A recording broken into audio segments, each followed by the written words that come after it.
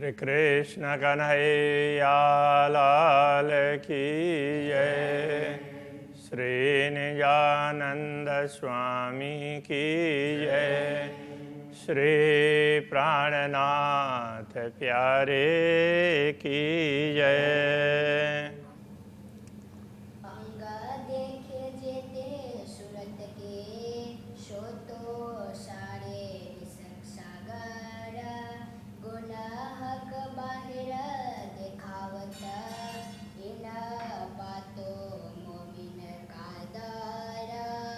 इन बातों मोमिन कादर। श्री कृष्ण कन्हैया लाल की जय। अक्षरातीत धामधनी के प्रेम की बात चल रही है। इश्क देखावे चढ़ता सब कलाओं सुखदाए। तो अक्षरातीत धामधनी का प्रेम है परम धाम में सर्वत्र छाया हुआ होता है।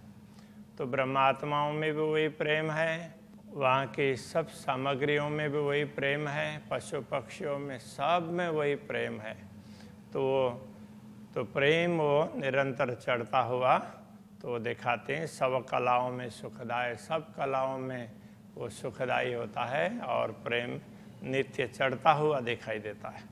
घट बड़ा रस में है नहीं। वैसे तो घटना बढ़ना परमधाम में होता नहीं है, किंतु पर इसके देत दिखाए प्रेम के द्वारा, प्रेम के कारण ही ये दिखता है, बढ़ता हुआ दिखाई देता है।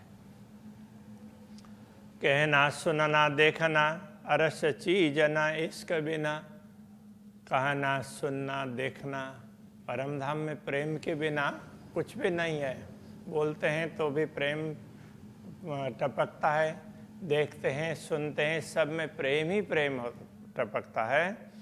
जो कछ सुख अखंड सो सब इसका पूरन। तो परमधाम की कोई भी अखंड सुख है वो सब प्रेम से ही परिपूर्ण है। जो कोई आरस जिमिया में पशु या जानवर, परमधाम में ब्रह्मात्माओं के अतिरिक्त जो भी पशु पक्षी जो भी हो तो वो सब कैसे हैं? सो स्वरूप सारे इश्क के, वो भी प्रेम के ही स्वरूप हैं। एक अजरा न इश्क बेगर, प्रेम के अतिरिक्त तो कुछ है ही नहीं। जो भी परम धाम की सामग्री है सब प्रेम की ही है। अक्षरातीत धामधनी का प्रेम सर्वत्र इस प्रकार व्याप्त है। अब उदाहरण दे रहे हैं।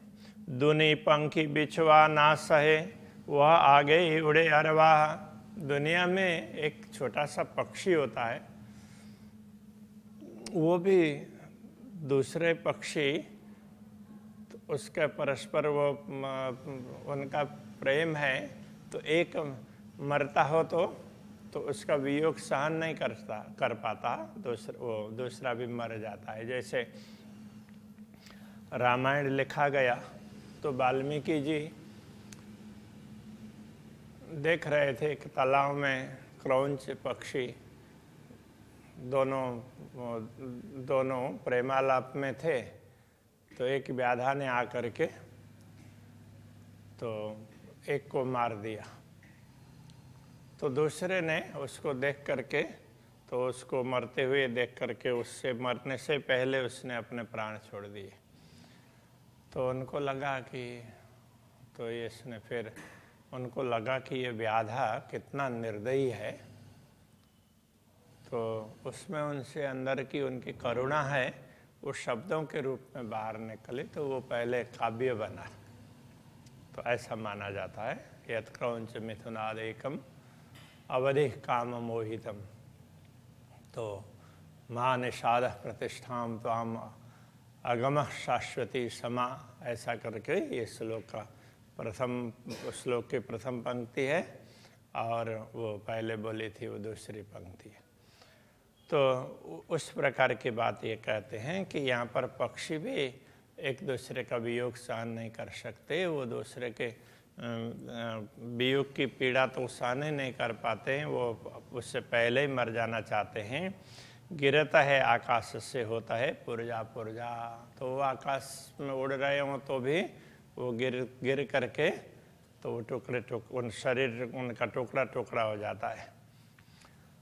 ये पंखी प्रीत दुनिया की होशी अरस के कैसे जानवर, ये दुनिया के पक्षियों का ये प्रीत है तो परमधाम में कैसा प्रीत होगा, परमधाम के पक्षियों में, पशुओं में।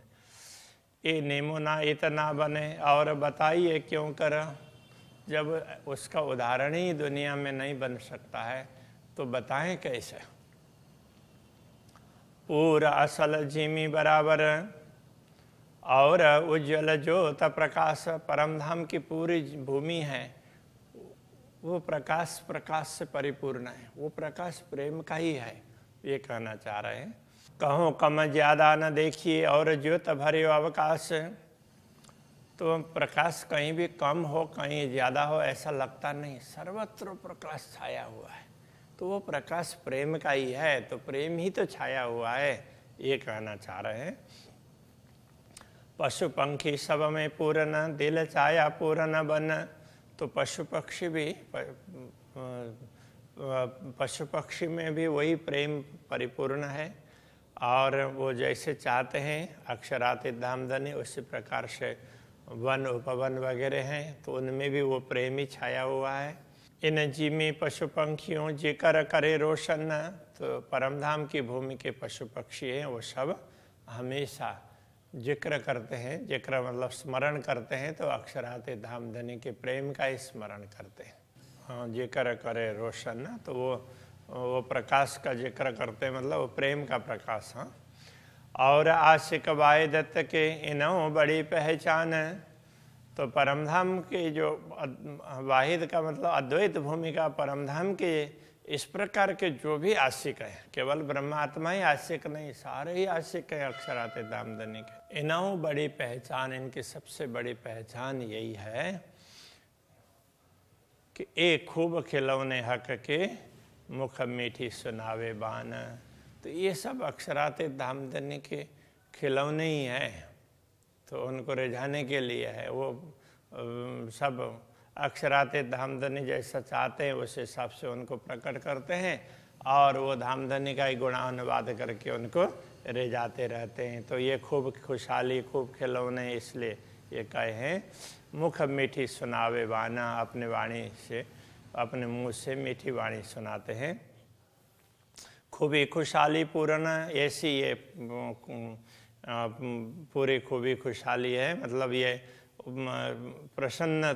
प्रसन्नता को बढ़ाने वाले हैं। सुंदर शोभा चित्रामन, तो इनकी शोभा बड़ी सुंदर है। चित्रामन का मतलब चित्र विचित्र, उनके जैसे पशुओं के रोम वगैरह, बाल वगैरह हैं तो वो अलग अलग रंग के मिलेंगे, पक्षियों के पंख वगैरह हैं वो अलग अलग रंग के मिलेंगे। नयन श्रवण या चोच मुख गान करे निष्दिन, वो नयन से हो, श्रवण से हो, चोच हो, चोंच, तो सब में विचित्रता है और वो निष्दिन अक्षरातीत धामधनी के प्रेम का ही गायन करते हैं। इश्क इनों के क्यों कहूँ जो हक के पिलायल, इनमें कितना प्रेम है वो क्या बोले, तो अक्षरातीत धामधनी ही नहीं तो उनको प्रेम पिलाया है, तो वो कम तो पिलाएंगे नहीं। कोई कह न सके इनो बढ़ाई ए अर्श अजीम असल, इनकी महिमा का गायन कोई कर ही नहीं सकता है, क्योंकि ये तो असली परमधाम के, जब परमधाम के पशु पक्षियों का ही ये हाल है, उनकी महिमा का वर्णन नहीं हो सकता तो ब्रह्मात्माओं का कैसे हो सकेगा, फिर श्री श्यामा जी एवं अक्षरातीत धामधनी का कैसे हो सकेगा, उस तरह से समझ लेना चाहिए। सब गुण इनों में पूर्ण नरम खूबी खुश बोए, इनमें सारे गुण भरे हुए हैं, तो इनमें नरम का मतलब विनम्रता है और इनकी वाणी में ऐसी विशेषता है और इनके शरीर में भी उनसे भी सुगंधि निकलती है। मुख वाणी ज्योत चित्रामन ए हक को रिजावे सोए, मुख वाणी से अथवा अपने मीठी मीठी वाणी बोल करके, अथवा वो अलग अलग प्रकार के उनके शरीर के रंग हैं तो उनसे अलग अलग प्रकार की कलाएं प्रस्तुत करके, तो वो सब अक्षरातीत धामधनी को प्रसन्न करने में लगे रहते हैं। हाल चाल सब इश्क की, खान पान सब साज, तो इनके हाल चाल सब प्रेम से परिपूर्ण है, कुछ भी करते हैं खान पान सब साज, तो सब में प्रेम का ही उनका खान पान क्या है, दूसरी वस्तु खाते हो, दूसरी सामग्री, ऐसा नहीं, वो प्रेम का आस्वादन करते हैं, उसी में तृप्त रहते हैं। शोभा श्रृंगार सब इश्क के, अरस इश्क को राज। तो उनकी शोभा और श्रृंगार ये सब प्रेम का ही तो है, क्योंकि परम धाम में प्रेम का ही साम्राज्य है, सब कुछ वो प्रेम के ही है, और वो स्वयं भी प्रेम के ही स्वरूप है। शोभा क्यों कहो हक सूरत की, जाको नाम नूर जमाल। अक्षराते धामधनी के स्वरूप की शोभा की क्या बात करें, वो तो उनका नाम ही नूर जमाल है, वो प्रकाश का, प्रेम का प्रकाश है, और तो उसका तो उसके सौंदर्य के वो पुंज है। ए दिला आए इसका आवत, या को सहुर बदले हाल। अक्षराते धामधनी का स्मरण करते हैं, उनको दिल में बैठाते हैं, तो फिर प्रेम प्रकट होने लग जाएगा। या को सहुरे बदले हाल, इनका स्मरण करने मात्र से भी हाल बदलता है। इसलिए कहते हैं अक्षराते धामधनी का स्मरण कोई भी करता हो, दिल में बैठाता हो, तो फिर उसका हाल चाल सब कुछ बदल जाता है, सब कुछ परिवर्तन हो जाएगा। हक सूरत अति सोहनी, अति सुंदर शोभा कमाल। अक्षराते धामधनी का स्वरूप है वो सोहनी, सुहावना, मनोहर, बड़ा सुंदर है। अति सुंदर शोभा कमाल, उनकी बड़ी सुंदर शोभा है, ये कमाल की है, ऐसी कोई उदाहरण देने वाली दे ही नहीं सकते, ऐसी है। बैठे हक इश्क छाया मैंने, दूजे इश्क लगे दिल झाल। ब्रह्मात्माएं अथवा परमधाम के तो सभी सामग्रियां, पशु पक्षी वगैरह सब ये इसी प्रेम की छाया में, अक्षराते धामधनी की प्रेम की छाया में रहते हैं। दूजे इश्क लगे दिल झाल, तो दूसरों को तो ये प्रेम है तो ऐसा कुछ लगता ही नहीं है। एक तो ये भाव इसका निकलेगा, दूसरा ये है, तो एक और से तो ये प्रेम कैसा है, शीतल छाया प्रदान करता है। दूसरा, यदि इसका वियोग हो जाए तो दिल में आग प्रकट होने लग जाती है वियोग की। और कछुए दिल है नहीं बिना हक वायदत। ब्रह्मात्माओं के दिल में तो अक्षराते धामधनी को छोड़ करके दूसरा कुछ है ही नहीं। और जरा कित कहूँ नहीं वाहिदत इश्क निश्वत। तो ब्रह्मात्माओं के हृदय में अद्वैत भूमिका का प्रेम है, अक्षराते धामधनी है, उनके अतिरिक्त कुछ भी नहीं है, उनके साथ संबंध है, बस वही उनको स्मरण में रहता है।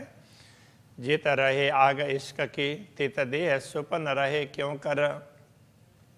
अब ये प्रेम कैसा है, तो शीतलता भी प्रदान करता है और तो वो आग भी जला देता है। जब प्रेम का अनुभव कम होता है तो फिर विरह की आग जलने लगती है। तो जित रहे आग इश्क की, जहाँ प्रेम की आग जलने लग जाती हो, तित देह सुपन रहे क्यों करा। तो वहाँ स्वप्न का देह टिक करके कैसे रह सकता है। परमात्माओं को के तो हृदय में तो जब राज्य का विस्मरण हो जाता है तो बड़ा विरह होता है, तो वो उसमें लगता है कि वो शरीर में आग लग जाए, इतनी बड़ी पीड़ा होती है। बिना मोमिन दुनी ना छूट ही, दुनी ज्यों बिना जलचर। तो ये दुनिया छूटेगी भी, वो परमात्माओं से छूटेगी, तो उनको दुनिया के प्रति मोह नहीं रहता है। बाकी तो जैसे जलचर जल के बिना जी नहीं सकते, तो दुनिया के लोग तो ये मोह के बिना वो जी नहीं सकते, उनको तो प्रेम का कुछ ख्याल ही नहीं है। तो ब्रह्म सृष्टि घर इश्क में और दुनिया घर कुफर। अंतर यही है कि ब्रह्मात्माओं का घर प्रेम का है, परमधाम है, और प्रेम से परिपूर्ण है, और दुनिया के लोगों ने अपना घर दुनिया को, माया मोह को मान लिया है, तो ये कुफ्र भ्रम है। तो मोह में न जले न आग इश्क के, दुनी जाए जलवर। तो ब्रह्मात्माएं तो क्या है, प्रेम की आग में भी एकदम जल नहीं जाती है, तो उनको लगता है कि वैसे जल रहे हैं, ऐसी पीड़ा होती है, और फिर तुरंत जैसे अक्षराते धामधनी का स्वरूप ख्याल में आता है तो उस समय सारी पीड़ा कहाँ से कहाँ चली जाती है। तो वो तो अनुभव करवाने के लिए, तो मिलन का अनुभव करवाने के लिए भी रहा होता है। दुनिया के लोग होंगे तो दुनि जाए जल बर, वो तो जल बल करके राख हो जाए, तो ब्रह्मात्मा ही टिकी रहती है। आग इसके जले ना मोमिन, इश्क के आग में ब्रह्मात्मा जलती नहीं है। आशिक इश्क घर है, क्योंकि तो ब्रह्मात्माओं का घर ही तो प्रेम है। तो प्रेम कम होता हुआ दिखाई देता है तो उनको बड़ी पीड़ा होती है, तो मानो वो आग जल रही हो ऐसा लगता है। तो फिर जैसे ही वो प्रेम का अनुभव होता है तो फिर तो सारी पीड़ा शांत होती है, तो इतना आनंद आता है उस समय, वो सारी पीड़ा कहाँ के कहाँ चली जाती है, एक नया प्रकार का आनंद आता है। इसलिए कहते हैं एता इश्क तेरे विरह में तो कौन, एक एता सुख तेरे विरह में तो कौन सुख हो से विहार। तो आपके मिलन में कैसा सुख होगा, विरह में भी इतना सुख है। तो वो बात कर रहे हैं उस प्रकार की। इनो लगे जुदागे आग ज्यों, रुए भागे देख कुफर। इन ब्रह्मात्माओं को धामधनी का वियोग है आग की तरह से लगता है। रुए भागे देख कुफर, वो तो दुनिया के भ्रम को, कुफर को देख करके इससे दूर रहती है। रुए आइयाँ अरसाजिम से दई नुक्ते इलम जगाए, तो ब्रह्मात्माएं ऐसे दिव्य परमधाम से जो प्रेम से परिपूर्ण है उससे दुनिया देखने के लिए आई है। दुनिया को देख करके भूल गई, इसलिए दई नुक्ते इल्म जगाए। नुक्ता इल्म तो परमधाम का एक छोटा सा अंश ज्ञान का, तारतम ज्ञान, तो उसने इनको जागृत कर दिया, बहुत छोटे से अंश नहीं। और उम्मीदां सब छोड़ के हक अपने लैया लगाए, तो उनको और उम्मीदां सब छुड़ाए के उनको दुनिया की कोई उम्मीद रहने नहीं दी। तो जैसे ही जागृत कर दिया तो दुनिया का मोह उनसे छूटी गया है। इसलिए अक्षरातीत धामधनी ने उनको अपने आप में ही लगा लिया, अपने में ही अपने साथ जोड़ लिया। वस्त्र भूषण सब इश्क के, इश्क सेज्या श्रृंगार। इसलिए ब्रह्मात्माओं का वस्त्र आभूषण सेज्य सब कुछ उस प्रेम का ही होता है। हक इश्क हक खिलवत, रुए हादि हक भरतार। तो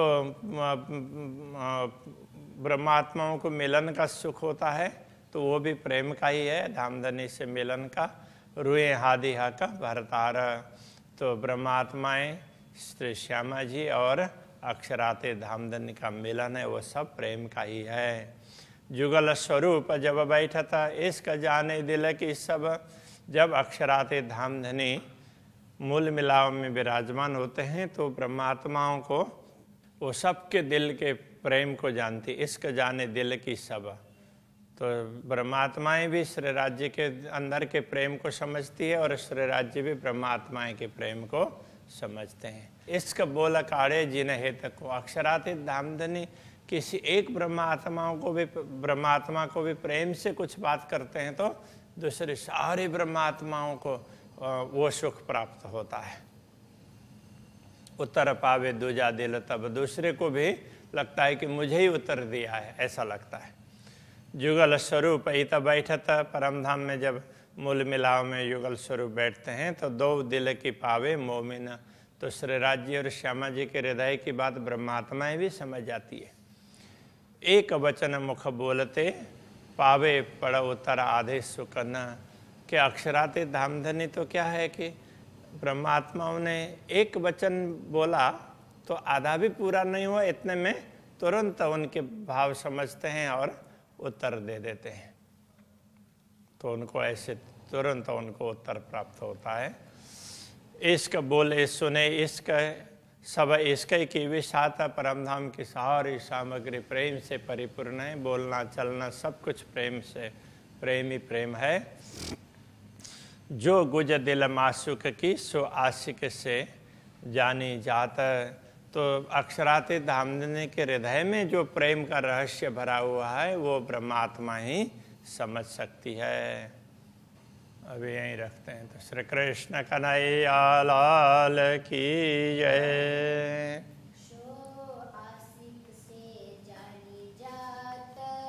सो आशिक से जानी जात। इश्क बोले सुने इश्क,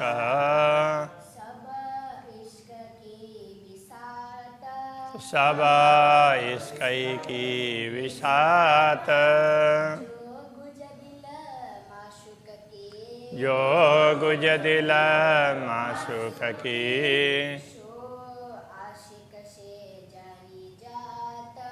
जो आशिक से जानी जात।